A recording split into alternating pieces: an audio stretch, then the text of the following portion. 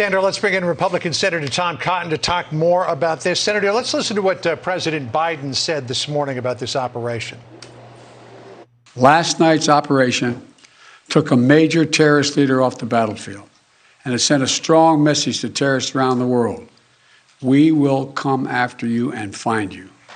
So the president made good on that pledge. When it came to Syria, we do still have some presence in Syria, although this may have been an over-the-horizon operation flying in operators from the United States. But when it comes to Afghanistan, and a lot of ISIS fighters are starting to move into Afghanistan, al-Qaeda beginning to reconstitute, can he make good on that pledge when it comes to that country? Well, John, I have concerns that we won't be able to.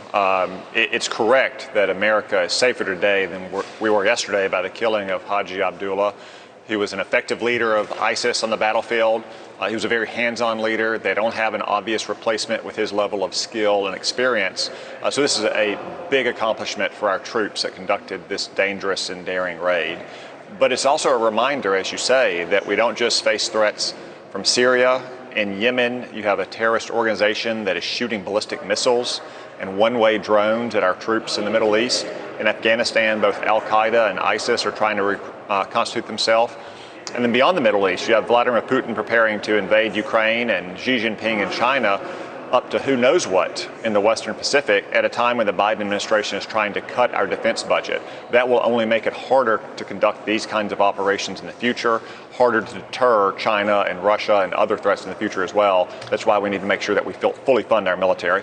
When Haji Abdullah's predecessor, Abu Bakr al-Baghdadi, was killed during the Trump administration, then private citizen Joe Biden wasn't very charitable, saying, quote, as more details of the raid emerge, it's clear that this victory is not due to Donald Trump's leadership. It happened despite his ineptitude as commander-in-chief. But if memory serves, Joe Biden was against the raid that killed Osama bin Laden. Yes, John, your memory serves right. He was opposed to the raid that killed Osama bin Laden. Look, I supported the raid that killed Osama bin Laden. I supported the raid that killed Abu Bakr al-Baghdadi. I support this raid that killed Haji Abdullah. If we have a chance to kill terrorist leaders on the battlefield, we should always take that chance, because America is safer when these terrorist masterminds are killed or captured. Let me switch to Ukraine, if I could, because some U.S. forces will be going to Romania and Poland, also bolstering the force in Germany. And today, in the Pentagon briefing, the Pentagon spokesman John Kirby confirmed the Washington Post story that indeed Russia may be planning a false flag operation as a pretext to invasion. Listen here. We believe that Russia would produce a very graphic propaganda video, which would include corpses. And actors that would be depicting mourners and images of destroyed locations, as well as military equipment at the hands of Ukraine. How concerned are you, Senator, that Putin might try to pull that off? Well, it wouldn't surprise me if he tries to pull it off, John. You know, subterfuge and camouflage and other such tactics have been a hallmark of Russia, the Russian way of war, not just during the Soviet Russian days, but during the Tsarist days as well. We've known about this risk for a while now. I'm glad the administration declassified some of this intelligence so the world can see it.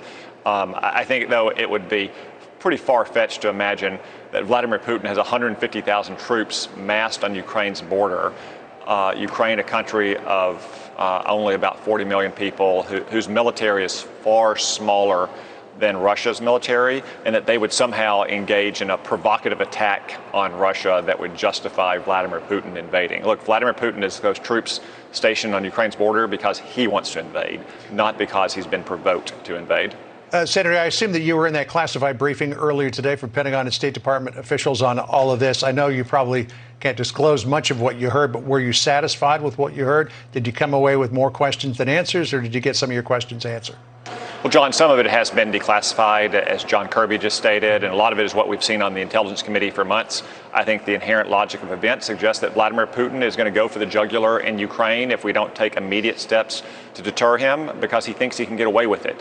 And the main reason he thinks he can get away with it is that Joe Biden has been appeasing Vladimir Putin for the last year, and he, like the rest of the world, could see the debacle of impotent, indecisive leadership in Afghanistan last August on Joe Biden's part.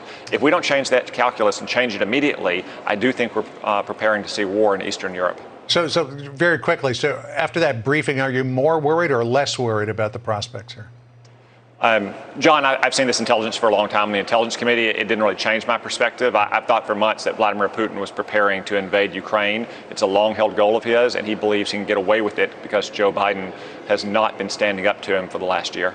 Senator Tom Cotton of the great state of Arkansas, thanks for being with us. Appreciate it. Thank you, John. Sandra?